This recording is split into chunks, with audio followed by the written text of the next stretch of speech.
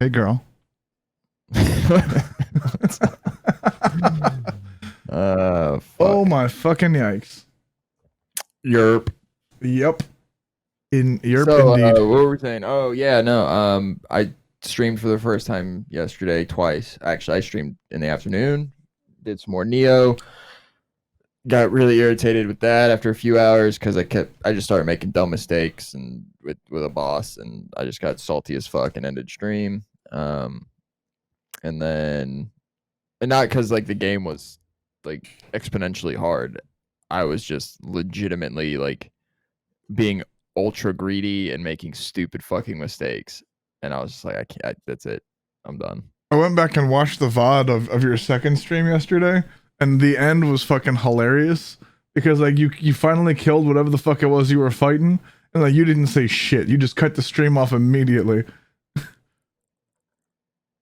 I was like, this man is heated about something right now. Which one did I? You 100%. I'll play the VOD right here on the podcast. Fuck it, do it. I don't remember that. I'm bringing it up. Hold on. Maybe it'll spark some memories. I don't know. That like We're rolling tape. I was just so fucking. You didn't like. You looked like you were just fucking done, and like you terminal. You didn't. Oh, you know what? I think it was the fucking like one of like the boss fight where I killed the boss, and then it leads right into the next boss, which then you kill him and he falls to the ground, but then he completely respawns with like full life again, and you fight him, and it's a completely different. I'm like, what in the actual fuck? Look at this. Like you just finished fighting something, whatever the fuck this guy was. Azai Nagamasa. Looks like no. That was is that for my night stream? Yeah. Yeah. No, that's the boss that I was saying. I kept getting fucking like greedy as shit, and I was just making dumb fucking mistakes, and like I was just like, there's just no fucking way. Like I cannot keep doing this shit, and I was like, I'm out. Because like you don't say a word from right here until the stream ends, and there's just like you may as well not have a microphone right now. That big shiny silver penis in front of your mouth, that doesn't need to be there. So like this you dude just right don't say a word until it's over. If you go the VOD from the earlier stream too, like when I streamed earlier in the day, this is the one like I was just fucking heated. Yeah. Right? Like I was pissed because this is a boss in this game I've already fought this boss like 3 fucking areas ago. Okay. And it took me 2 tries to beat him. Didn't have really any real issues. He wasn't super hard to figure out. But then I go, okay, well, you go to like this place called the Interim, right? Where like basically like the ghosts, like their ghosts are there, and they give you like one last mission and usually it's to just fight them again for their honor. Okay. And then when you beat them, you can come back and collect little items and stuff from them. And like it's a cool little additional to the story thing. Like, and when you're in the Interim, it adds like additional side quests for these guys. So it's a fun little addition to the game. Okay. And I'm like, awesome. So then I go back. I'm like, this dude, I gotta fight this dude again. Fucking easy, right? I've already done this before. Only took me 2 tries. I got this. Like I'm hella geared. Like whatever. This motherfucker bent me over like a solid 15 16 times in a row, and it wasn't even like that's the end of the stream right there. Boom. Not a word. Yeah. It was like it wasn't even like I was getting demolished because he's exponentially hard. I was getting demolished because I was way too fucking cocky going into this shit, going like, oh man, like I'm about to make this dude my bitch. And when I beat him the first time, I was under leveled and under geared, and I've 2-shotted him. Nice. And then here I come going into this over geared, over skilled, like ready to fucking go, and I am just just making dumb fucking mistakes, not dodging in time, like not burst countering, not using any of the fucking tools that I have at my disposal. Just think I'm just gonna keep fucking hitting him with my goddamn sword, and that's gonna work. And like I know when he's in a like his main phase is he literally walks around you with his fucking wing in front of him. Yeah. And if you hit him while his wing's in front of him, it's an automatic counter. You get staggered, and then you have to like dodge back really fucking quick or hold block, and he's gonna fuck your shit up. Okay. But my dumbass would dodge in and fucking smack him with my sword and get fucking staggered, and I'm like, God damn it. Like just I was so pissed at myself. And then when I came back on the night stream, I jumped into that fight. I beat the shit out of him, and then I was like, fuck this, I'm out, I'm done, I beat your ass, I'm a clip. And then when I went to go get the item, everybody else I've beaten's giving me pretty good items, and he gave me like a fucking small little like insignificant soul stone that I can get from any level and something else. I was like, this is some fucking horse shit. Nice. Ugh. That's fucking beautiful. I'm so glad. Yeah. So I was salty. I came back. I beat his ass. I was done. I was over it. I was tired. I was like, Was the love sack calling your name? No. Yes. No, Next time I come over, I'm taking a nap on that love sack, dude. I swear to God. No, I ended up after I ended stream the second time, I fucked around and I was fucking around on like going to the PlayStation store and stuff because they have like the Big in Japan sale and a bunch of other things right now, like a pretty large chunk of sales. And I was just the Big in Japan thing's like for like another 4 or 5 days, right? May 8th. Yeah, it goes till May 8th. Okay. And I was going through that and just seeing, and there's a bunch of cool RPGs, and then I picked up Dragon Quest 11 on that shit, dude. I was fucking stoked. And then I honestly was like, I totally am gonna buy something, and then I realized like I still have a shit ton of fucking backlog games that I haven't even touched yet. Well, don't you already have most of the games that are on the Big in Japan sale anyways? I may or may not have. Like maybe not all of them, but definitely most. Like you've got a pretty impressive catalog. That's all I'm saying. I have actually. There was only like 2 games on the Big in Japan sale that I was like, I'll probably buy it, just not get to it yet. But for the most part, yeah, I have everything that I wanted that's in that sale. I already have it, so. Well, I thought you said one of the dogs ate your Dragon Quest 11 disc. They did. Okay. I have a digital copy of it. Oh, okay, so you're good. Yeah, it sucks. I don't have. I'm gonna rebuy because I'm gonna buy it for. I'm probably gonna buy a new copy of it for the Switch. For like the Dragon Quest 11, like the full like Ultimate Super Edition thing that they released for the Switch, like the complete version. With like they got like the 16-bit playthrough, and they got the and like the actual orchestral the orchestral soundtrack and everything to it. So I'll buy that as a physical. Somebody was telling me the other day that there was like exclusive content to the Switch version as well. There is. It's like literally the full complete version. Because I went to bat saying that they were just wrong as shit, and that there was no way, and fucking now I'm an asshole. Well, for a hot minute, Dragon Quest was pretty much like on like Nintendo. So like it was PlayStation, and then like with Nintendo stuff, like there was a few of the Dragon Quest games that were pretty specific to Nintendo in terms of like the DS and the 3DS and stuff. Right. And then when Dragon Quest 11 came back out on PlayStation, it was kind of like cool, like it's on, like they got the light version, and then they released it obviously on Steam and stuff like that, so it's like cool. But then they were like, oh, BT Dubs, here, like a year later, they were like, here's the full complete Dragon Quest 11 with the full orchestral soundtrack, not that MIDI bullshit we put on fucking the PlayStation version. I still think the PlayStation you can play this game good. as a 16-bit classic RPG and all this other stuff, and it's like, god damn, man. I want Sylvando in full 1080p, baby. I want all of Sylvando. I want every pixel of Sylvando and Dave. Dude, I bet Sylvando looks dope as fuck as a 16-bit. I want to With see his like feathers and shit. I kind of wish I got the Steam version now because I want to see what the mods are, like how the mod community is for Dragon Quest. Yeah, you know, I never even really thought to look into that. I bet Sylvando has some sexy outfits with Dave. I'm sure he does. I bet Jade does too. I know.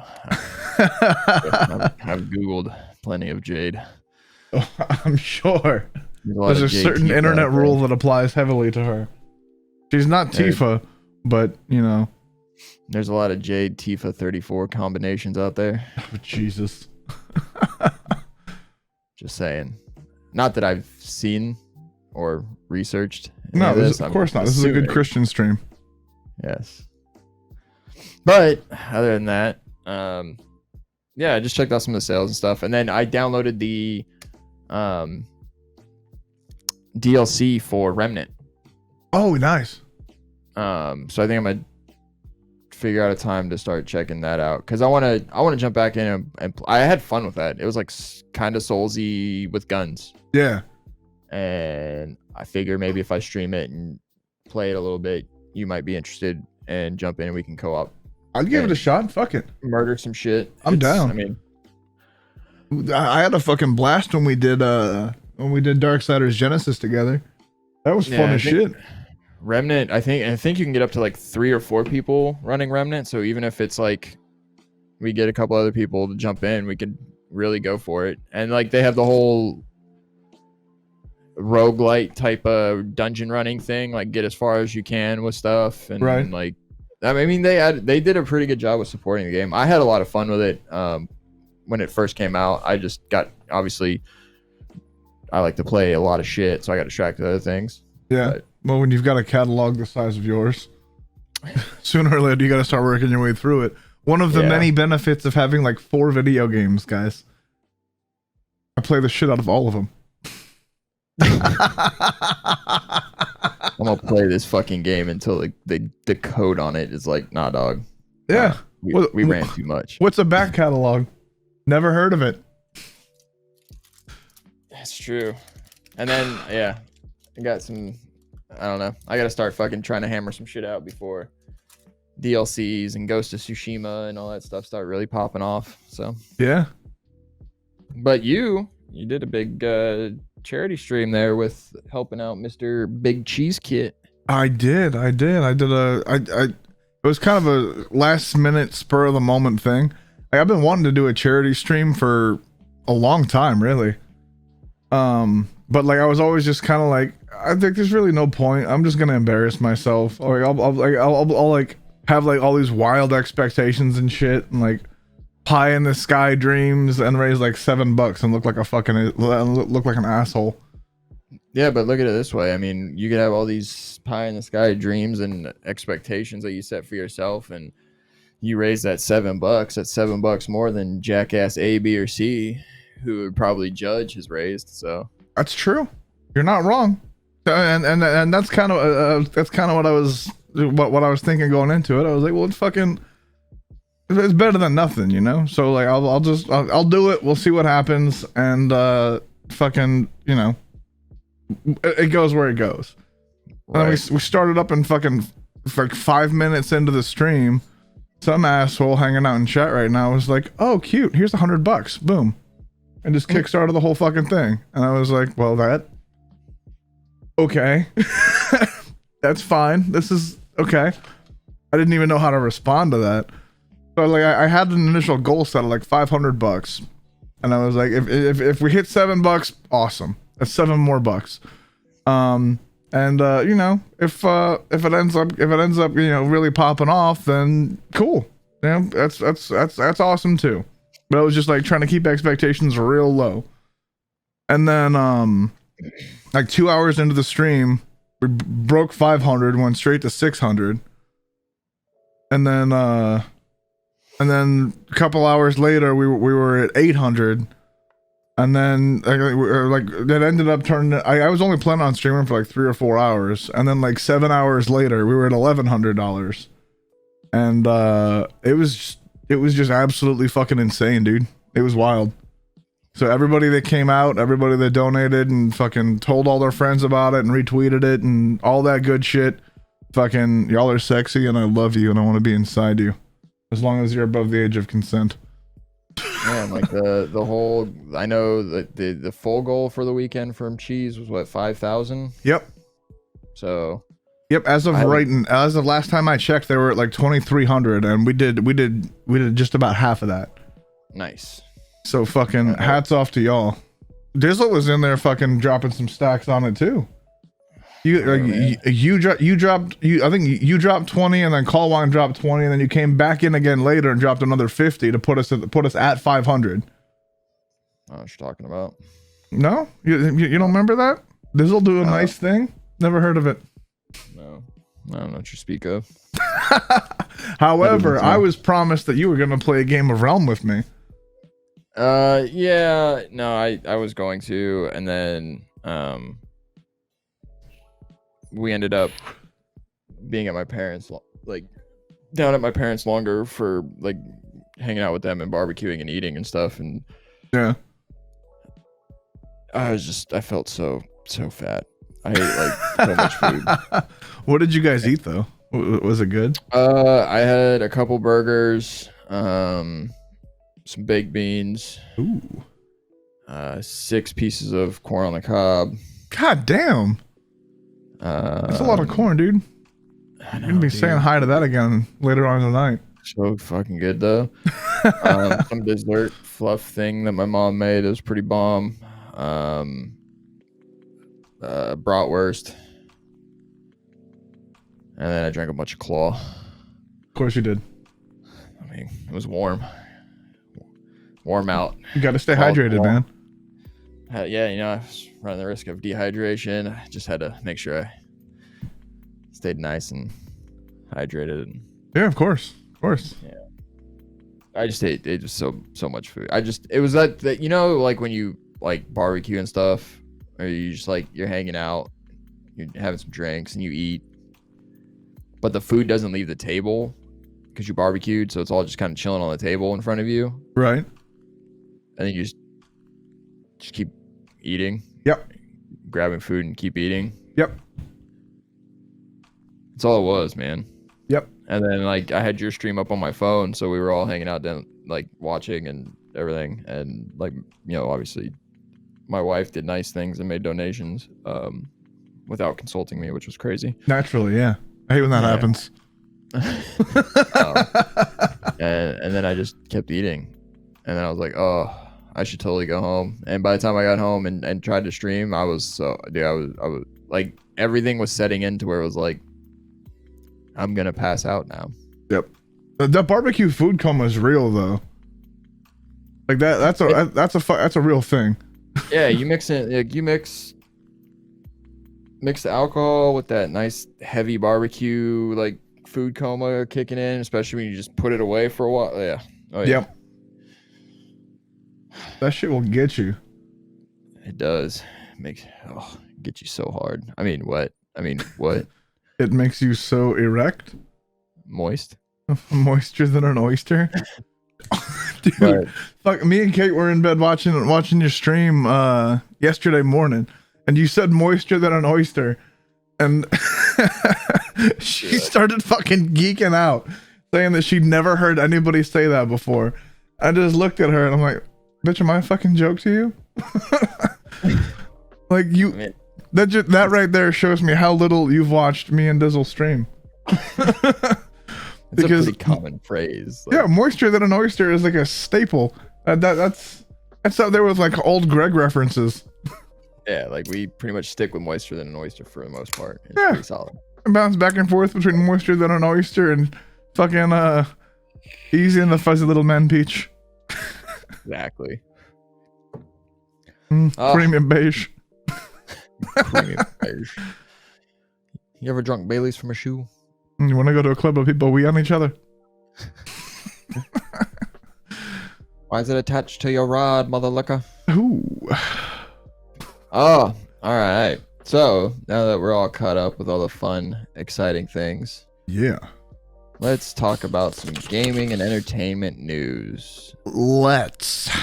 Because that's, I don't know, man. There's just this whole new normal that we all live in. Yep.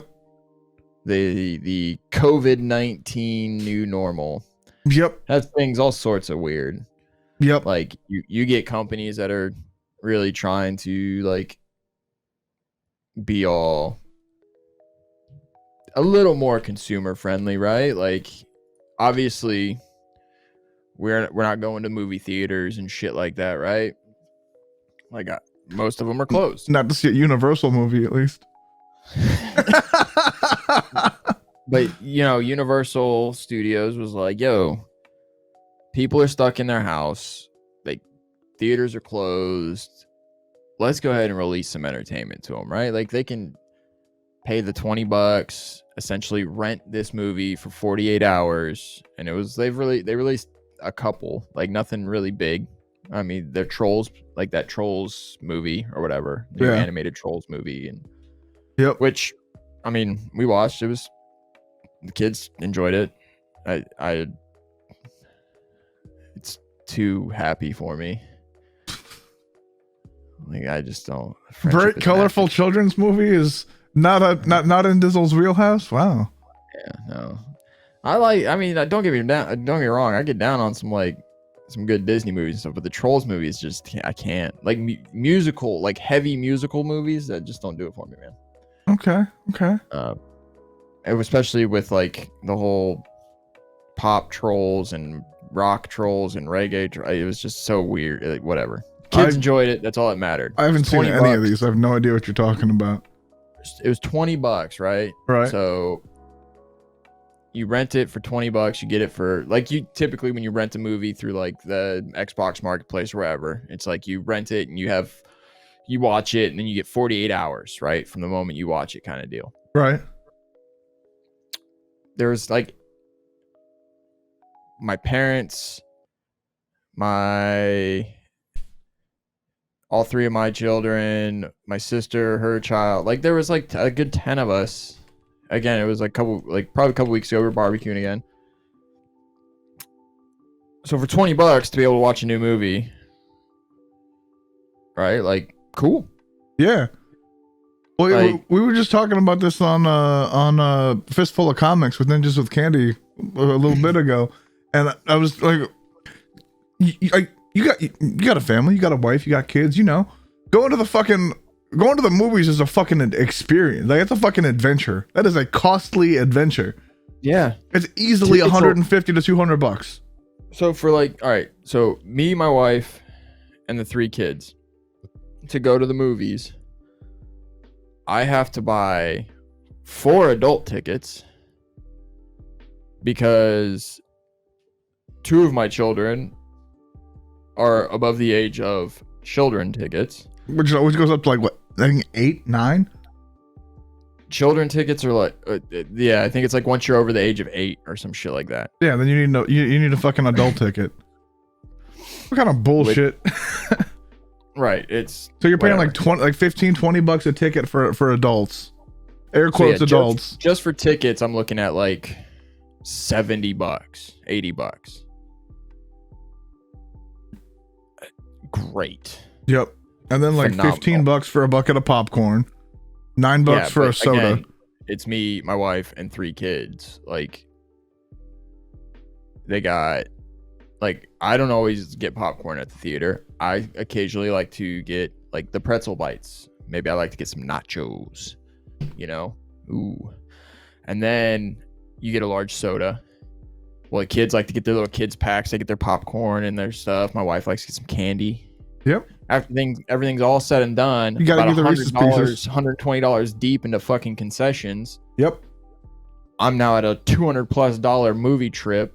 Yep. For 2.5 hours of entertainment that I'm gonna drive home and probably forget about a couple days later and be like, oh yeah, no, we did go see that, didn't we? Yep. Whereas this, I was in the comfort of my of pretty much my own home. It was my parents' house, but paid $20. We had food and all that shit at the house that we were eating, watching the movie. Yep. Kids were like, oh, like, if they have to go to the bathroom, I can pause the fucking movie. Yep. So they don't miss it. Like, I will gladly pay $20. Yep. Anytime a new movie comes out to rent it for 48 hours. And probably still, if I really like that movie, be like, shit, I'll probably end up buying it too. Yep. Or just wait 6 months for it to come to Netflix. Or fucking Disney Plus or whatever. Or Disney Plus or whatever, yeah. Or like or get it on Amazon Video for the cost of one fucking movie ticket.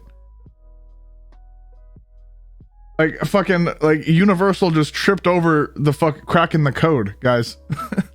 They literally fucking like optimized the movie going experience for the casual viewer. Keep them entertained. I'll be right back. Sure.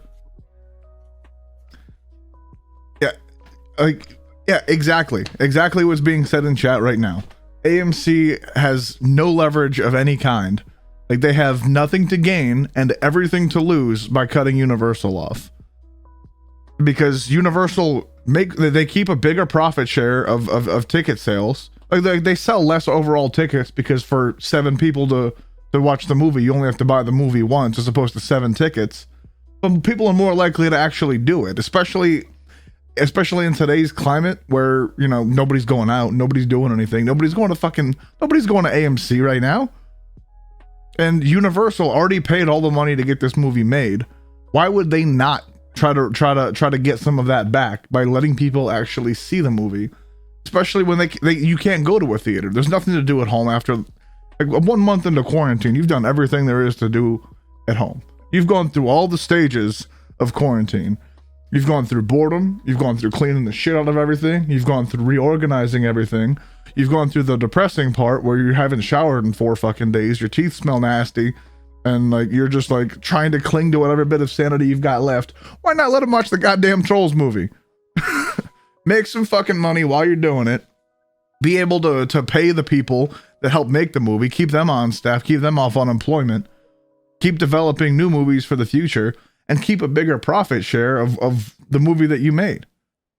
There's no downside to it for Universal at all.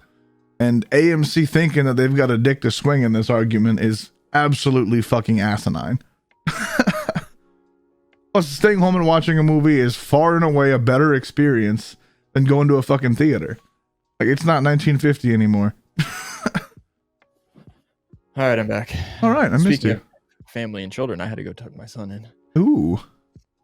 Yerp. But yeah. Thus endeth the sermon. Yes. I don't know. So then AMC got all butthurt. Right? Yep. And Regal. Yep. And they're like, we're not gonna play your movies. Fucking don't then. The best part is you say that now until the next Fast and Furious movie comes out. Yep. And Yep. Fuck it, I'll stay at home and sit on my couch and watch it. That's fine. If AMC doesn't want my money, I didn't want to give it to you anyways. In all honesty, like, this is, I don't know, this is the next, like, I think this was just Universal testing the waters with how this would work or how it'd be received. Seems to be people received it pretty well for the most part, except for, you know, obviously theaters. Yeah, the people getting cut out of the people getting kicked off the gravy train don't like it. Shocker. So I would honestly not be surprised if this kind of is a thing. I'd love to see it be a thing, to be honest. Yeah. Like, as ubiquitous as Netflix has become, as Amazon Video has become, as Hulu has become, Disney Plus being like the huge test. I mean, there's really no reason for movie theaters anymore, especially in the middle of a fucking quarantine. There's some movies that it's like you would love to see in theaters, and I won't deny. I can't think of one. Huh? I can't think of one I'd rather see in theaters than sitting on my couch right here. There is no movie that would be made better by me not being able to pause it to go take a piss. I can't even remember the last movie I actually had to like leave in the middle of to go take a piss. Okay. I can't remember the last movie that I watched in a theater that I wouldn't rather watch at home.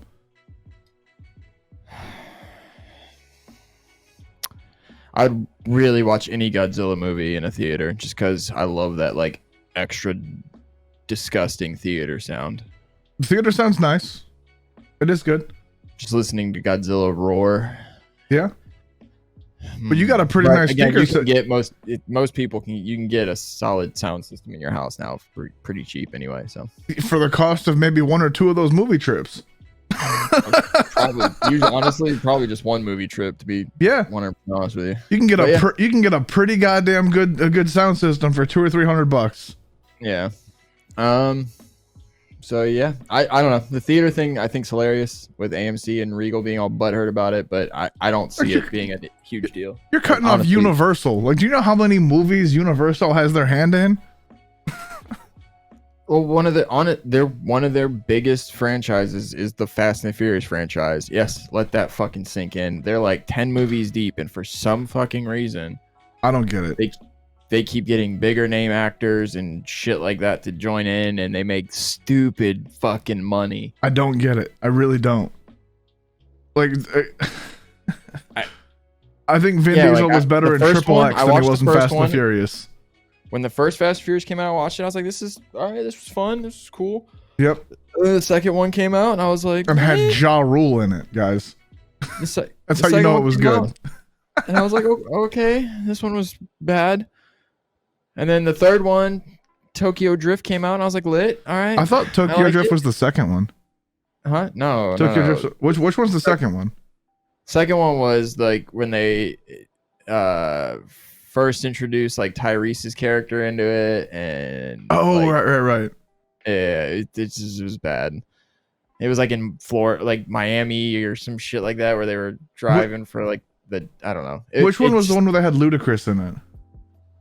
Ludacris showed up in the second one, and he's been in like every one since. Oh, has it? Okay, all right. I need to watch more of these. Apparently, I love Luda. Let's see. And then the third one happened, which was Tokyo Drift, and I was like, okay, this was good, but like.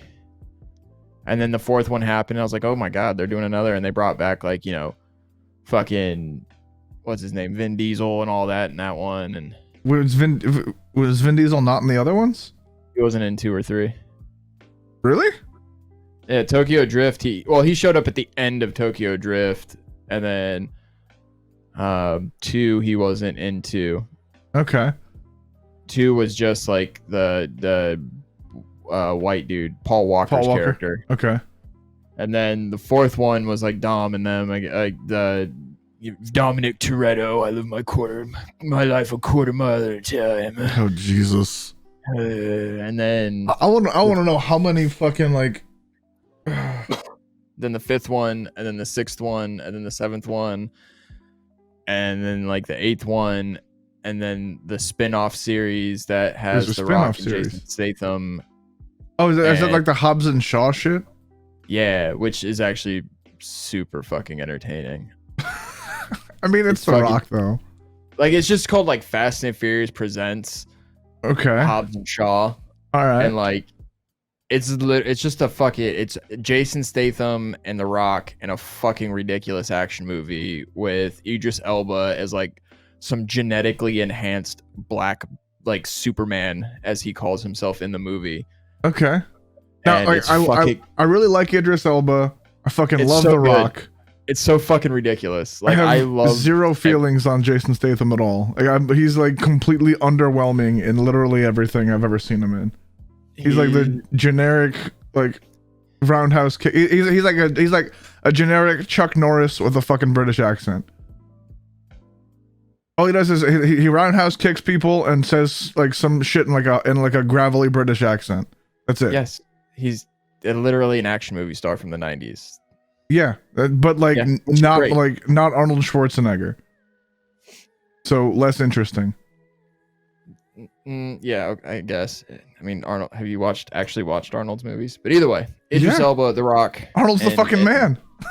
And Predator, Jason sir. Statham. Start and stop with the Predator, right there. Yeah, it's a good movie. Come on. But yeah, they just that ship like blows up and it's fucking like shit's exploding and At one point, I'm pretty like if I like I've only watched the movie like once, but at one point, The Rock actually pulls a helicopter out of the sky with his bare hands and like a chain. What? Yeah, it's fucking amazing. I don't even care at this point. Like they could just like Captain America couldn't even hold a helicopter. Huh? Captain America couldn't even hold couldn't even hold a helicopter. Well, The Rock had like a chain attached to a helicopter and was on like the back of a fucking souped up flatbed truck, and then just like yanked this motherfucker down into the ground, and like I don't even care anymore. Like they literally just made the most ridiculous fucking action movie I'd watched in years, and I was like, this is the superior Fast and the Furious movie. What fucks me up about the Fast and the Furious movies, though, is that like there's like Vin Diesel, Jason Statham, and The Rock all have written into their contracts that they can't lose a fight. Like, but all three of them fight each other all the time. So there's always just like some interruption to the fight where like, oh, you almost had him, but. Well, what I think's great. So I don't know if when Hobbs and when they first announced it, like, so apparently before they did this Hobbs and Shaw movie, there was a big like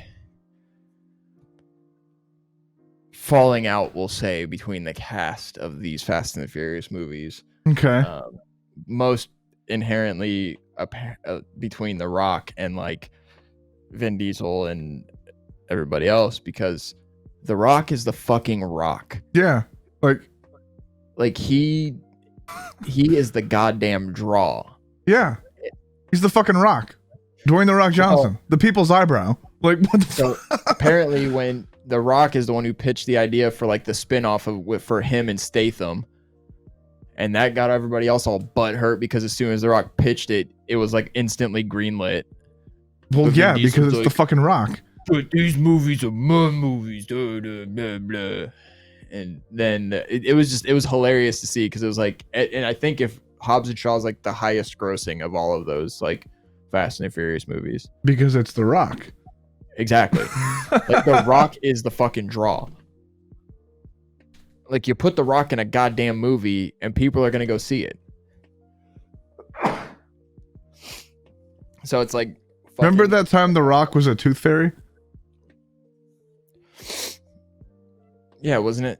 The Tooth Fairy? Called like the Tooth Fairy? Yeah. And like The Rock put on a fucking like shit? Yeah. He was a hockey player, except he also put on like that pink tutu and was like doing like pirouettes and shit. Yeah. Yeah. You know who can pull that off? The Rock. The Rock. Yeah. But yeah, no, I mean it's great. So it's like Universal, like, and they like, I think Hobbs and Shaw hit like $1 billion or some shit. It was stupid. Jesus Christ. Right? And AMC and Regal are like, we're not going to show your movies, Universal. And Universal's like, okay. Yeah. We're still going to make stupid fucking money. And most of that's going to be direct to us without any theater interruptions. Yep. So you guys don't take a 40 or 50% cut? Yeah. Shucks. We're gonna have streaming services paying us to put our movies on there. That will literally happen. 100%. Yeah. Like Netflix would pay out the ass, and they've got the money to do it for exclusivity. Like, oh, what's up? You want to exclusively show your movies and stuff here? Actually, all right, cool. I don't know that Netflix would do it, since everyone's pretty much already got a Netflix account. Hulu might. Well, that's what I'm saying though. Either one. Yeah, Hulu would pay stupid money for that, because actually, technically, Hulu would, because they got that Disney money. Yeah, because they were Fox, and Fox got bought by Disney. So yeah, Hulu could throw some dumb money at it, and that would be beautiful to see. Just to have the guys from AMC and Regal just sitting there like, well, we fucked up. Oops. I think we might have blown that play. Yeah. I love it though. Speaking of other things going online other than movies, go on. A lot of, there's a lot of due to the pandemic and everything, a lot of tournaments and esports tournaments and stuff have been canceled, or they're finding new ways to do events and all that stuff. So Valve has indefinitely delayed the Dota 2 International. Yep. Which isn't surprising. I mean, you're going to see a lot of these delays continue to pop up until stuff really gets sorted out and kind of fixed. Yeah. Evo, which is arguably the biggest fighting game tournament like in the world. I'm not sure that's arguable. I'd like to hear the argument that someone can make it for something that's not Evo. Like Evo is the one. There's two Evo. Evo happens twice a year. There's Evo there's like Evo US and then Evo Japan. Right. So which one tends to be bigger? I don't know. But Evo itself as an organization or as a tournament is the largest fighting game tournament. And that's usually where they show off like the cool new shit. Like developers show up and they're like, yo, check out these new fucking characters or this new game we're dropping. Like that's like Evo is kind of like the hype moment for fighting games. Right. Has been, in terms of a in-person event, has actually been canceled. It was originally going to be in Vegas, like it has been for the past few years, July 21st to August 2nd. But they've officially canceled it. But they're going to be doing an online event this summer to keep the Evo spirit alive, as they said. Yikes. That's all I gotta say to that one. That's what I was waiting on. That should be interesting. No. I think it'll be great. What could go wrong, Dizzle? Literally everything. Have you ever tried to play a fighting game online lately? I think the last one I tried to play online was like Mortal Kombat 10. MKX has superior online than most of these games. Yikes. Yup. Yeah, it's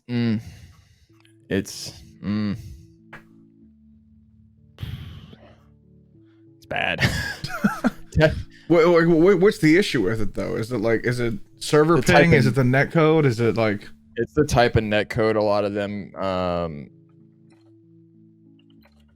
lot of the developers use for their online. So what is better for the fighting games is going to be basically them using like rollback netcode. A lot of companies are still using delay based. The problem with rollback netcode. Huh? What the fuck is rollback netcode? So Modern Warfare, like the current Modern Warfare, uses rollback netcode to keep everything as smooth as possible. Okay. Hang on, let me get the actual like definition for you.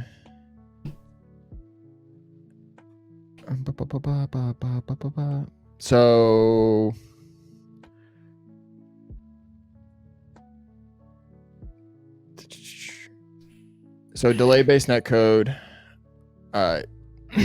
it's called delay-based netcode or input delay. It's the simplest and most common implementation for games using lockstep networking. If a remote player's inputs are arriving late because they need to be sent over the network, delay-based strategies simply artificially delay the local player's inputs by the same amount of time.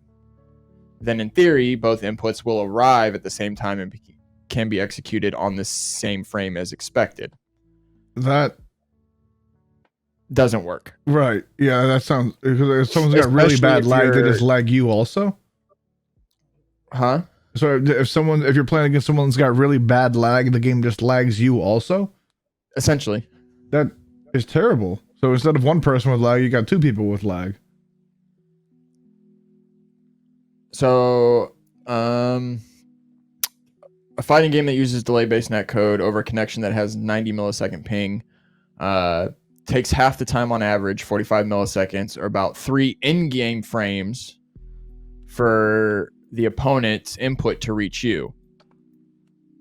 The local player then has to presses a button on frame 3.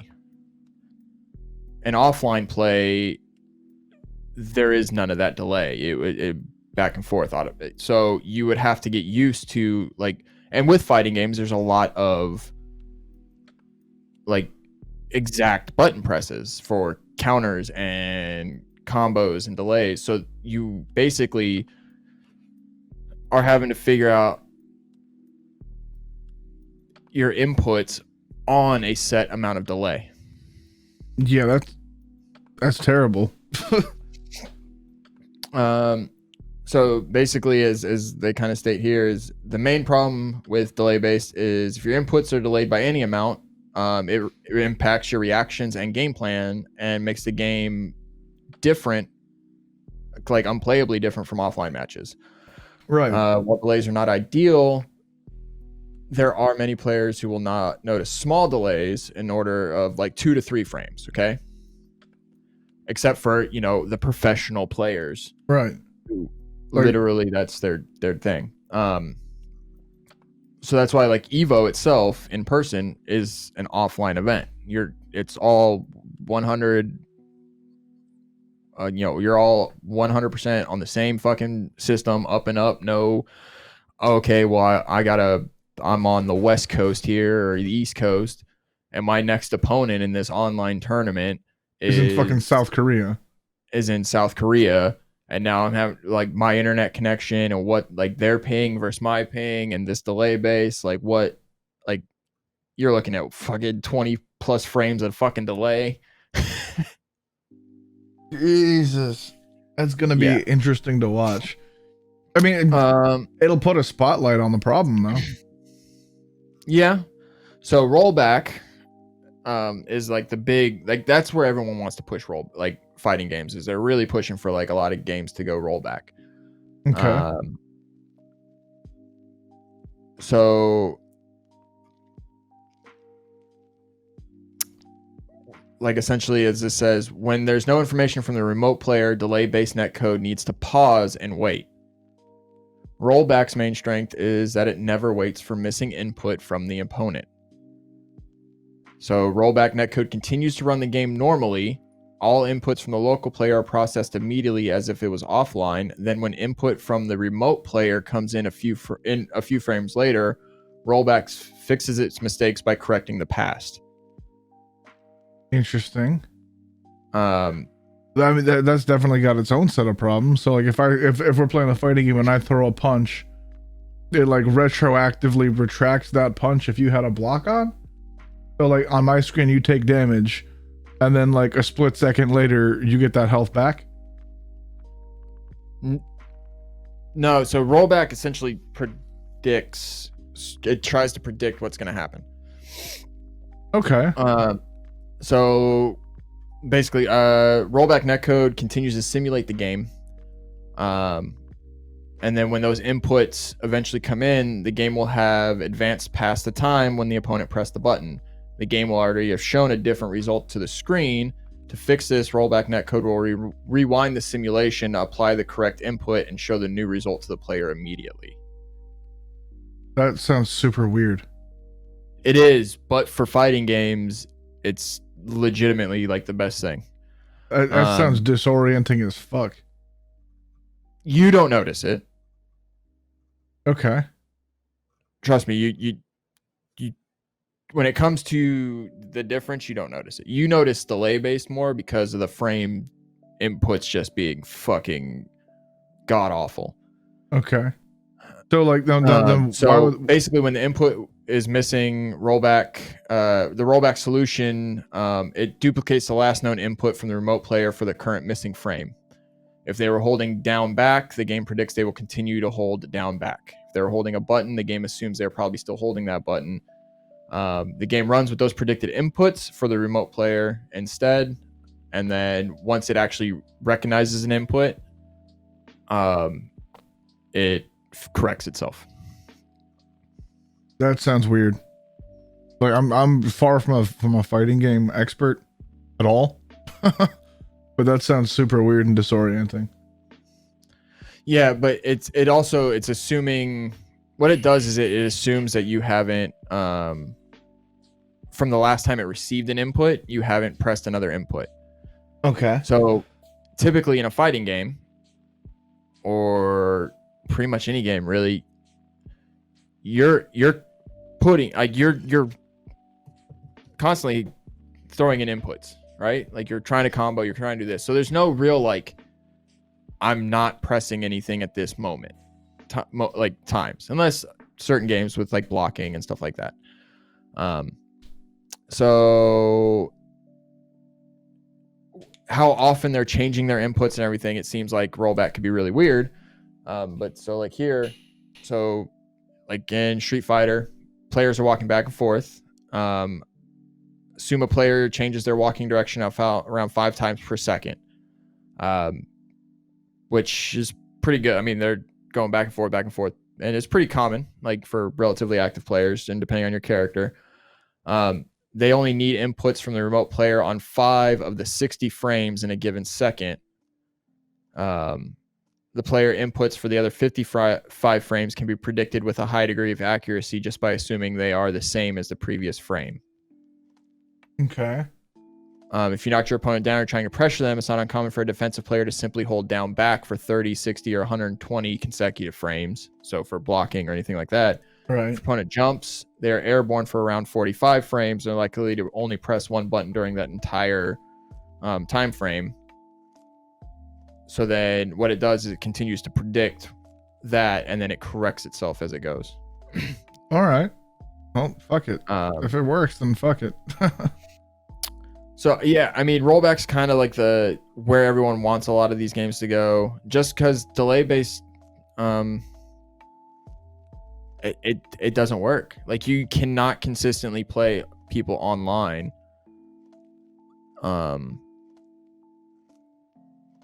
And you can't play people online no matter how good your connection is on a delay base, because say they have a lag spike or a drop, or they may have a 5-bar connection on their PlayStation or their PC or whatever, but then they're really a Wi-Fi warrior and they're not hardlined. Right. Well, that's going to completely fucking screw up your timing and everything, because next thing you know, you're like, oh, I got a 5-bar connection, but then you press to move forward and press a punch button, and then 2 seconds later, the moves actually happen on screen. Yeah. Whereas rollback, because of the prediction method of rollback, the better connections continue to hold at least a pretty solid state. Yeah. But most of these games don't use that rollback netcode. They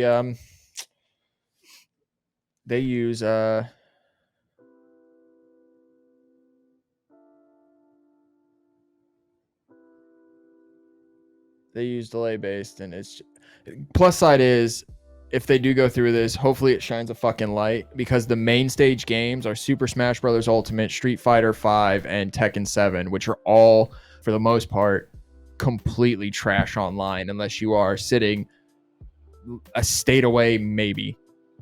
Yikes. So continents away might cause some issues. Right.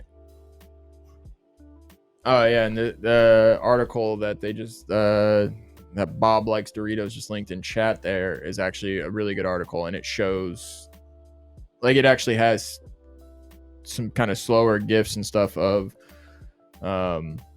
inputs for delay based, and then stuff for showing you rollback. Interesting. All right, so we're learning. It makes more sense when you can see it. Yeah. Okay. Cool. I'm gonna have to give that a read then. So yeah, I mean, it'll be good. Hopefully, it puts a boot to developers' asses, and they see, oof, our shit's fucking terrible online. Maybe we should actually implement something different instead of trying to be cheap and stick with delay based. Is delay based less expensive than Typically, yeah. It's the cheaper option. Okay. Well, it's also the easier option for most developers, because that's what they've been using for so long that it's like, yeah. I don't have to. But I don't have to do rollback is anything actually different. what the new Modern Warfare uses for their online is rollback. Okay. The new Modern Warfare is smooth. I'll give it that. Yeah. So yeah, moving on from that, we got. Let's see, any other? No, Valve delayed Dota. Obviously there's no E3 this year, so instead Jeff Keighley is Yeah. being Jeff Keighley and doing his fucking thing and going full on like from May to August or some shit like that. It's just some big summer game fest where Summer Game Fest, yeah, he's which just is gonna like an online. online Jeff Keighley being Jeff Keighley. Yep. Like he's gonna be doing his I love Jeff Keighley. I really do. The Game Awards is always fun, but this man is literally like, oh no, E3, let's find a way to try and at least keep the hype for gaming alive throughout like the E3 time frame in summer. What are we gonna do? Fuck it, I'm gonna create the Summer Game Fest. And like I agree with it, like in spirit. Like Jeff Keighley's definitely the guy to do it. Yeah. But like what throws me off about it is like the time span. Is it's May to August. Yeah. That's a really fucking long time. Yeah. So like what is it, like an every weekend thing that some, because like GDC, South by Southwest, E3 and Gamescom have all been canceled or restricted. So we've got fucking Bethesda, Blizzard, Project Red, EA, Microsoft, Riot, Sony, and Square all like getting in on this thing. Yeah, so I haven't seen anything in terms of like specifics, like it's gonna be weekends only or what it's gonna do, like how they're gonna do it. But I feel like he'll probably spread it out to something like a weekend event, and actually probably break it up to the point of like essentially almost like one company a weekend. But like at that point, why make it like some kind of centralized thing? If each company is doing like their own little weekend event, like what does the blanket title do then? What's the point? It just helps put a brand to it. Instead of it being E3, they call it Summer Games Fest. And when everything comes back into a somewhat normalcy of being able to go to events and be around people and stuff again, then they launch the Summer Game Fest actual in-person event that replaces E3. And I mean, that's fine. Yeah. That's Jeff Keighley. This is Jeff Keighley. Jeff Keighley edging in on E3. Yep. No, I honestly, I wouldn't be surprised. Like E3's been kind of on its way out anyway. Yeah. They've been slipping on the E3 shows, and how many like Nintendo hasn't done it in years. Right. I don't remember the last. I don't even know if Nintendo's ever done it. Sony's dropped out of the last few E3s, and they are going to be a part of Jeff Keighley's Summer Game Fest. Yep. Well, like I mean, so Bethesda, Blizzard. I mean, I don't. Right. I don't know what Blizzard's gonna do as far as BlizzCon goes. If they're are they announcing all their shit here at Summer Game Fest or whatever? Or are they saving some shit to do like some kind of online BlizzCon thing? Yeah, who know? I honestly, there's not enough like real clue. Like they haven't really fully announced like all of it. Right. They're saying it's built to function as an all digital event. Run from May to August, and I guess he's really just pushing for the whole online. As opposed, because a lot of the GDCs and E3s and Gamescoms and stuff are very heavily in person still, even though yes they stream them live. A lot of what they do depends on bringing people out to these events in person. Yeah, because there's like panels and events and shit that like right. So I think essentially he's setting up something similar, but to do it all online, where you're still going to get these panels, you're still going to get these these abilities to show off stuff. And it actually, I think in a way, depending on how they set it up, if it's one developer per weekend or two developers per weekend, and how they split it up, I think also allows them to dedicate more way. time to being able to have Q&A sessions or showing off more games and more gameplay, or being able to actually spend the time to really get into it, as opposed to, okay, here's the E3 show, we have our showcase, but we only have 2 hours, or we only have an hour and a half, and we gotta try and make this stupidly bitchin' hardcore awesome show to get people enticed. Let's cram 30 seconds of not gameplay and just random cinematic shit together and explain things to people, whereas this gives them time to be like, all right, we can show you cinematics, we can actually get into like the nuts and butts of what the game's going to be, and here is some cool gameplay. I think that's going to be horrible for indie devs, because like E3, for example, you could sandwich a couple indie devs in between like the EA showcase and the Microsoft showcase, for example, because like, you know, you've got two big. What indie devs do you remember having a stage presence at E3? A stage presence. There were a handful of indie games that got some coverage at E3. Right, but they're usually like a lot of honestly, a lot of indie titles are shown off on Microsoft stage. Yeah, that's true. That's true. And like Devolver Digital usually has their own show, and they're those are always funny. They're ridiculous, but they're not. I mean, they're not by any means a huge AAA thing, but right. I mean, I don't know that I'd call them like a little indie studio either, though. No, but I wouldn't say they're AAA. I mean, in comparison to what they do have lined up here, they're small. But I think, I mean, Microsoft always has had a pretty good deal with like trying to show off smaller companies and indie titles with like their platform. Yeah. Sony not so much, Riot and everything, but also if you look at the time frame too, it's May to August. Well, I think Sony is probably the only other one that would, because like Riot's obviously not gonna. Riot is a game studio. They're not gonna showcase other game studios. Microsoft is showcasing Xbox. They want to show the different games you can play on an Xbox. Yeah, EA is, well, they're not going to show off an indie title. No. EA barely shows off their own titles. But if you look at the time frame too, it's May to August. Yeah. Right? And it's basically like you guys get to use this time, however they set it up, to start building that hype for holiday, because it's next gen season or next gen year. It is. Yeah. Xbox is November. PlayStation's probably going to be around that same time frame, and it's, before you know it, I mean, shit, we're already 5 months into the year, and yep, almost 3 of those months we've been on lockdown. Yep. We got another. We got another. Man. Well, Xbox is supposed to be showing off gameplay on the 7th. Yep. 4 days from now, Xbox is going to be showing off some gameplay, and then they've already said it's not going to be Halo. No, I think I'm thinking it might be Assassin's Creed Valhalla stuff. I think it's too early. They literally just made it official. No, they already announced.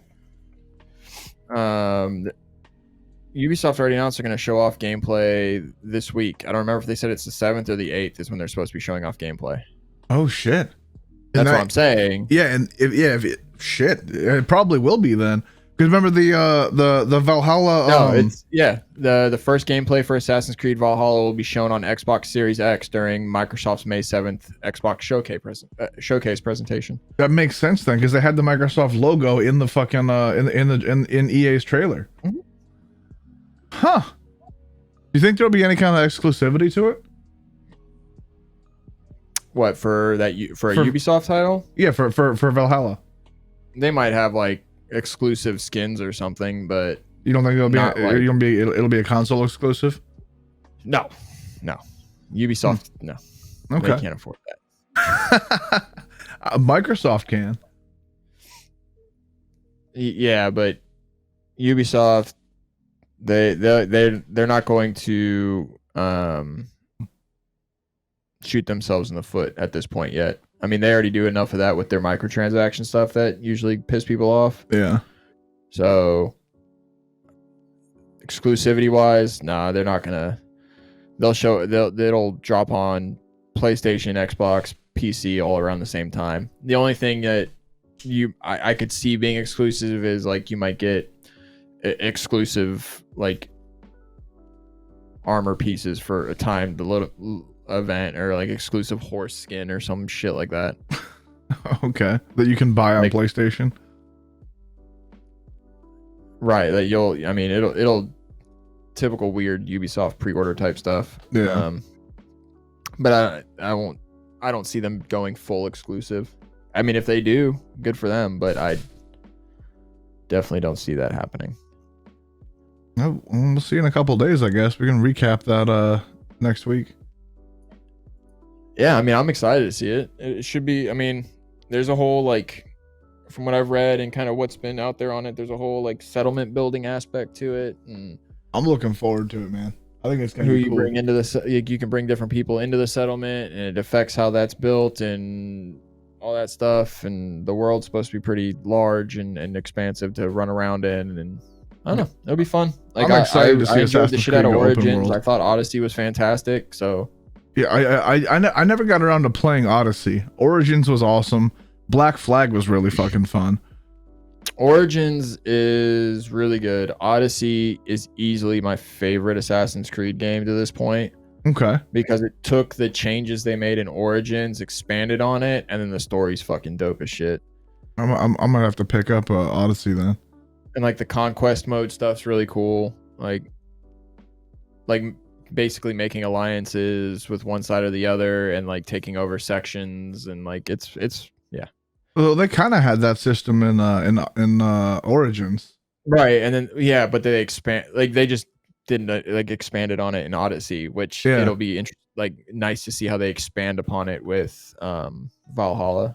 I'll say this for Assassin's Creed though, they took a pretty like cut and paste game and really turned it around and kind of reinvented it. Like they went God of War with it.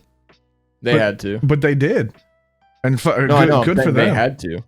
That's fine. They delivered. I'm glad that they were backed into that corner, because they fucking delivered, man. Well, because all their AC games started turning into Call of Duties. It was a year. That's the best comparison for it. They were a Call of Duty, man. They were a yearly release where it was like people were just like, okay. Yep. I'm just paying $60 for a DLC of the same shit. And then they dropped the Origins and added a lot more of an open world sandbox type deal with some RPG elements, and you're like, okay. And then they did Odyssey, and you're like, oh, this is fucking dope. Like, wait, this game's got a storyline? What? There's plot, like multiple, with like character choices. Character development. What's this? Yeah, it was cool. So I'm into it. So it's gonna be exciting to see like the actual gameplay though. Like the trailer for it looks dope. Yeah, I'm still of the firm mind that until they do Assassin's Creed Japan, Assassin's Creed Ninjas, that they won't truly have the greatest Assassin's Creed experience. But whatever.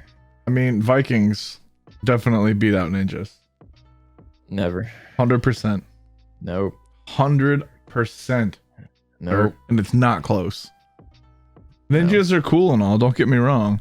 Ninjas are superior to all. Ninjas are like at Xbox pirate GamePass level of coolness. 10 million subscribers. What's that?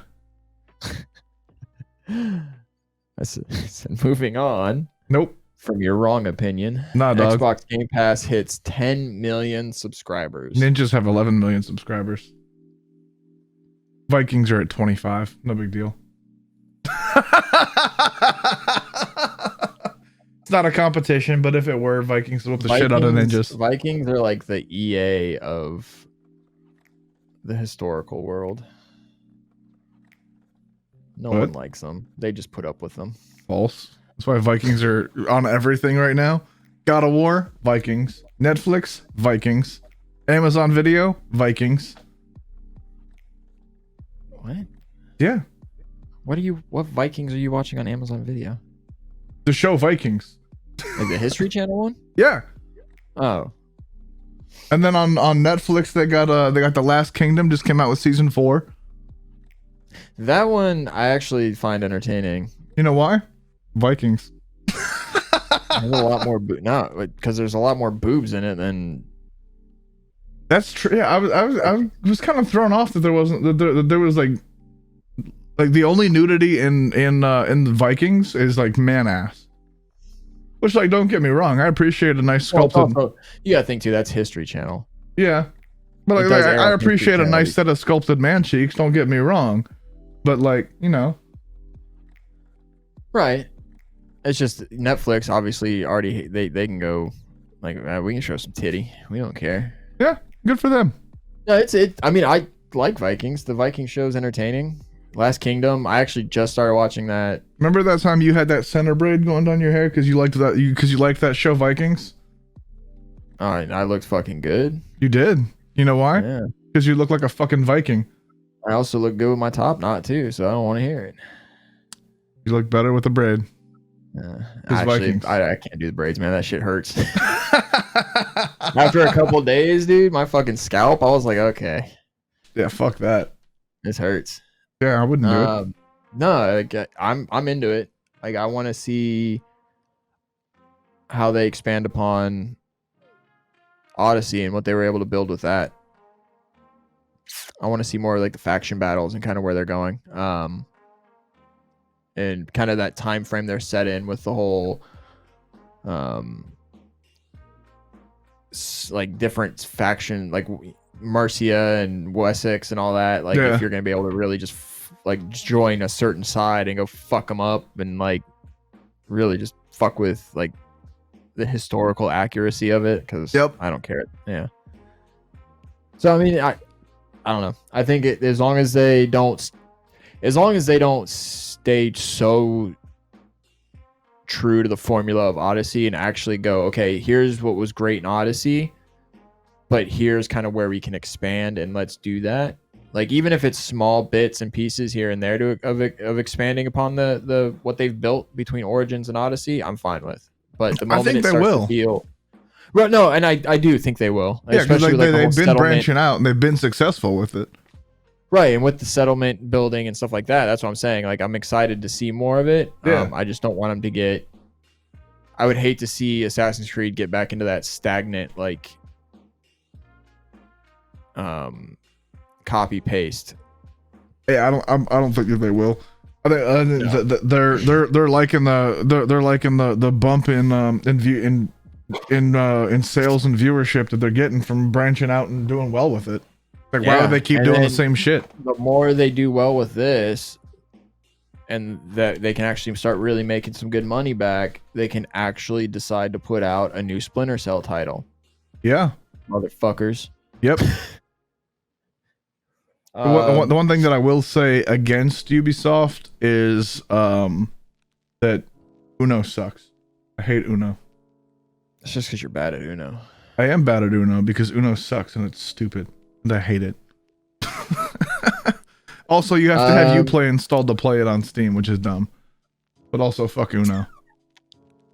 Yeah. So AC Valhalla, I think we're both pretty excited for. We'll recap it next week when we see the gameplay on the 7th. I think that's at 8 p.m. Pacific, or 8 a.m. Pacific time. Woof.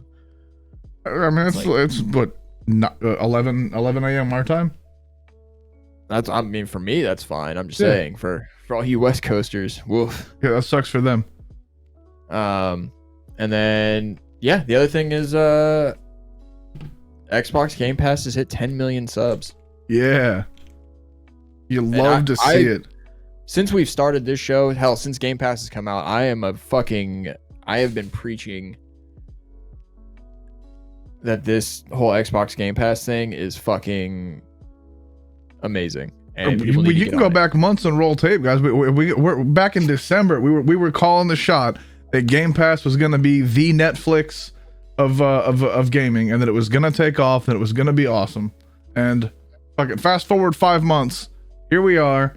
Not saying that we were right, but you know, we weren't wrong. Yeah, Game Pass is phenomenal. Like, it really is. Like, Gears Tactics just came out, right? And it's like Gears XCOM. I don't have to buy the goddamn game. I already have access to play it because of Game Pass. Every first party Microsoft title I get. I don't have to pay for it. I don't have to buy it because I'm not paying $60. I'm paying my whatever Game Pass Ultimate is. I think I'm paying the $13 or $14 a month. So I have gold across all my things, and I get Game Pass on my PC and my Xbox. And you can play any game on either one. And I have gold across like all the different accounts. So like my gamer tag, my son's gamer tag, and my daughter's gamer tag all have access to like Microsoft Gold as well. So it's just like it's so good. And then they keep adding new games. Like there's one of the Massacre type titles, the Surge 2. I was like, hell yeah, like I want to play the Surge 2 eventually after I beat like Neo and stuff like that. And guess what? They just added that to Game Pass. They're about to add Red Dead Redemption 2 to Game Pass. So people like, that's a big title. That I wasn't super highly interested in it from watching gameplay, but guess what? I'm not going to pay $60 to try it out, but you slap it on Game Pass, I'll download it. I'll give it a shot. Yep. Like I have not yet experienced a downside to Game Pass. In fact, I'm gonna open up my Game Pass right now. Let's see. Recently added. Oh, look at that. Streets of Rage 4. Game Pass. Gears Tactics. That's the Windows 10 version. And then if I want, I could totally play it on my Xbox. Oh, and cross saves. Yakuza Kiwami for Windows 10. So if I want to check out, Wasteland 3, why not? Don't have to buy it. I enjoy the Wasteland titles. I can download Wasteland 3 and play that. Oh, and it's the PC, like, so, and that's the great thing too, is like, I'm gonna download it on my Xbox as the Game Pass. I'll pay the $14. I get access to Game Pass and everything. I download it. It's the Xbox version on my Xbox. But then if I want to play it on my PC, it's the PC version on my PC. I'm not restricted by like playing a single type of version. Like I'm not getting stuck. I'm streaming the console version. I'm literally just downloading the PC version and then loading my save from the console. You remember back like 3 years ago, when like to play an Xbox game on your PC, you had to go through like that. You had to stream from your Xbox to your PC with the Xbox app. Yes. I remember how bad that was. It was rough, and it'd be like 480 pixels. Yeah. Like Sea of Thieves is on here. I've never even given Sea of Thieves a shot, but I can because it's on here, and I don't have to buy it. Yep. That's how I played Gears 5. Like, I'm gonna try out Gears Tactics. That Bleeding Edge game is on here, which is something I want to try. It's 4v4, like melee Overwatch combat arena type shit. I played Ori and the Will of the Wisps, which is easily one of the greatest games to release this year. Like, second to Final Fantasy VII. I mean, there's just a fucking plethora of great titles that get added to it constantly, and it costs me $14 a month, and I can download and play as I see fit. So like for the cost of one video game every 4 months, I 3 video games a year, hundreds of video games to play on demand on your PC or your Xbox. Exactly. It's crazy. I can't imagine why that would hit 10 million subscribers. No. Like, why would that? Why would people even want to do this? Such a trash concept. Yeah, it's horrible. If only there was some other streaming service that had proved that the model works and like is going to be adopted en masse. Like, and the funny thing is, there's a lot of games that are on Game Pass that I've wanted. Like, I've thought about, like, man, I really want to play that. And I see games on like Steam, or I'll see games on another like advertised. I'm like, I should check that out, or I definitely want to play that. And then my thought process now is, even before I pay the $60 to buy a game, 40, 50, $60 to buy a game, whatever it is, I go in, I open up Game Pass, like the Game Pass library, and I just search, and I'm like, oh, well, it's here on Game Pass. So then I download it, I play it, and if I like it, awesome. I have the game, I play it, I beat it, great. If I don't like it, I saved myself $60. It's crazy. Like, beautiful. I don't know why. Yeah, the concept of this whole Game Pass, it was announced. I was like, this is gonna be fucking dope. Like, I'm into it. Why people aren't jumping on the? I mean, they hit 10 million, so that's really good. So yeah, but why more people aren't jumping onto this shit and like just fucking droves? I don't understand. I don't know. I'm still waiting for PlayStation to pull their head out of their ass. Like they like kind of like they're making like their attempt at it with PS Now, like kind of. But like it's still not any new games or anything. It's like they have like God of War 3 on there, and like I didn't see anything released in the past couple years that was they may have the most recent God of War on there now, but that's like 2 years old now. I honestly don't think they do at this point. Yikes! Like PS Now, I have no like I just don't. Whereas like Xbox, like day one, like the game just came out, it's on Game Pass. Yeah, and majority of those games that are day one on Game Pass are Microsoft first party titles. But then, like I said, it's not all of them, because Streets of Rage 4 is on PlayStation 4 and Steam and all these others, and it launched on Game Pass as well. Yep. And Streets of Rage 4, like the release date was 4 days ago, April 30th. Yeah, like 3 or 4 days ago. Yeah, like to instantly like why? Like it like negates the point of PlayStation almost, which is like it's crazy to me, because I definitely prefer PlayStation exclusives to like all three of the Microsoft or the Xbox ones. But like with this kind of with this kind of compatibility and this kind of convenience, I mean, like, that's hard to beat. That's real hard to beat.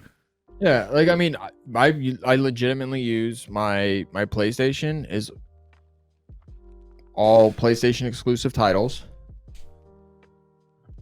Is what I typically purchase and play on my PlayStation. My Xbox is, or you know, between my Xbox and PC, it's the Microsoft shit that's released on Game Pass. And then if it's a PC exclusive title, I don't know, Steam or Epic or whatever it's launched, like I'll just buy it on whatever launcher it's released on. Like I don't really give a shit. Like I'll buy it. Like PC is the only one where I'm like consistently buying games. And the funny thing is, I haven't really bought it.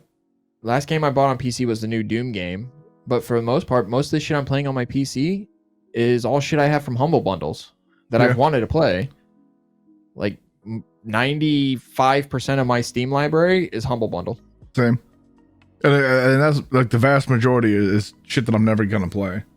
I don't really have any interest. Like there was one game that I wanted in the Humble Bundle and it came with 7 more. So like, okay, why not?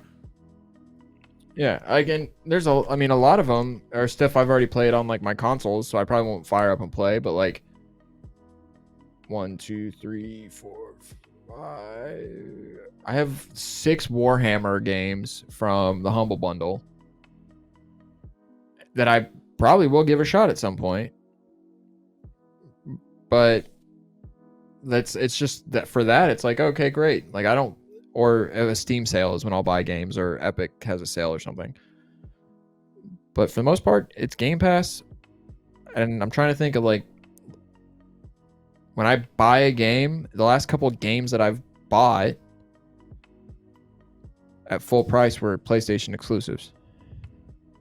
Neo 2. Yeah, I think so.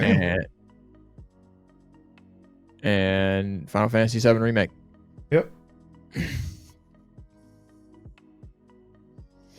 So, yeah, I mean, congrats on the 10 million subs. I'm into it. Yeah, I mean, it's well earned. They fucking killed it. They got out in front of it, knowing this was where it was going, and I mean they beat Sony to the punch, like not even close. basically someone at Microsoft was like, "Hey, do you like Netflix? Because I like Netflix. Yeah. Let's do that with video games." Yeah, so fucking Game Pass is amazing. What I'm waiting to see is like I think that Stadia is like the next level of Game Pass. What? No, you can't say that because Stadia is a failure. Right now, maybe Stadia, but the technology is brand new. Like being able to stream video remember when games. Stadia was announced and everyone was like, "Oh man, this is gonna be so exciting! I'm so excited to see this." And I was like, "It's gonna go the way of Ouya in a few months after it's released." Yep, you did. And, You're welcome, world. And I agreed with you and said initially probably is what's going to happen, but Google is going to be the company that gets the transcoding and the and the video compression right to be able to make video games be playable streamed like that. They did the exact same thing with YouTube. They made streaming videos ubiquitous. Right. They're gonna do the same thing with video games, and it's not gonna work right off the break. It's not gonna be instantaneous. They're on the bleeding edge of it, and that's 100%. That's where it's going. If for no other reason than so people don't have to download a fucking 90 gig Call of Duty update. The most recent Call of Duty update was 90 fucking gigabytes. If for no other reason, Stadia or something like it is 1000% the future. Not right away, but a couple years from now, that's where we're headed. Guaranteed. I'll be in the grave before that happens. No, you won't. You're not sitting there thanking God you don't have to have a fucking 4 terabyte hard drive just to download 3 games. Yeah. Yeah, I don't mind. I'll get those fucking hard drives. You ain't taking away my fucking happiness for some streamy bullshit. He said on stream. Well, yeah, this is different. I'm not playing a game. It's what? I said, yeah, I'm not trying to tell people you can stream my game for this, and it's totally going to be lag free and work and not. At first, no, it's not. I mean, Stadia is the proof of that. It's not going to be bug free. Nothing ever is on first implementation. But somebody's got to take that first step, and Google's doing it. Good for them. I hope they continue to fail, because the moment they start trying to charge me money to not own a physical product, they can kiss my fucking dick. I will stop gaming. Bro, weren't you literally just 5 seconds ago talking about Game Pass? Yeah, but if I want the game, I'll still buy the physical copy. You still can. I don't lose the option to do that. You still can. With Stadia. You can just stream it, or you can buy the game. The thing that I like about Stadia is that it removes console hardware from the equation completely. Nope. You can't. Nope. Don't remove my console hardware either. It's the option. You don't have to. I'm not going to. I will. If consoles Nobody's go up to asking you to. $1,300 a console and Stadia is only like $400, or Stadia like platforms $400, I'll pay $1,300 for my console. Okay. I want my physical boxes. I don't trust Google. They're gonna be selling my information to like China and shit. Well, then don't play Valorant because fuck. That's what I meant to do this weekend. Play Valorant? Actually, yeah. So I got the beta code or whatever. I got the drop for Valorant. Right. The first day they were available, when they were just showing off like this stuff, I got a drop. I've had access to Valorant since like day one. Okay. Well, you should know that Valorant. I've only done the tutorial. The anti-cheat for Valorant launches on your computer without you launching the game. It launches at the kernel level before most of your drivers are launched. Yeah, I don't care about any of that. Whatever. Okay. Then don't complain about your data being sold to China, because Tencent owns. That's a joke. Okay. If I cared about my data being sold to China, I wouldn't use a fucking cell phone. Fair enough. Fair enough. Like at this point, anyone who's going, "Oh, you're gonna sell my data to China," literally, don't use any Get off the form of internet. technology. Yeah. Get off the internet then. Like Those are your don't use choices. technology. Sit there with your scrolls and your fucking feather pens and your pigeon messengers and your tinfoil hat. They're called quills. Hello. No, I call them feather pens. That's fine. All right, guys, that's gonna wrap up our episode for tonight. Thank you very much for hanging out. Sizzle, when are you streaming next? I don't know, sometime this week. Okay. If I do, it's gonna be Tuesday. It's gonna be Thursday. Possibly Saturday. I don't know yet. I gotta work again, so we'll see how I feel. Well, go follow twitch.tv/batdizzle or I will punch you in the wiener. I will be back tomorrow night, Monday, Wednesday, Friday, 9 p.m. Eastern. Because I love you and I can't quit you. It's true. It's true. All right, guys. Thanks for hanging out. Have a great night. And Dutch is gonna go play Dizzle with is gonna go play Valorant with Bat Dizzle. Jack can't fucking words today.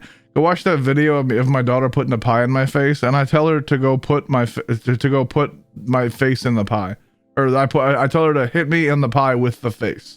Yes, I know. I watched it. You said, "All right, now hit me in the pie with that face," and I was just like, "Yep." And right before she hit me with the pie, I was like, "Oh wait, I said what I said." Fucking fantastic. Check Twitter. It's funny. Okay, bye, nerds.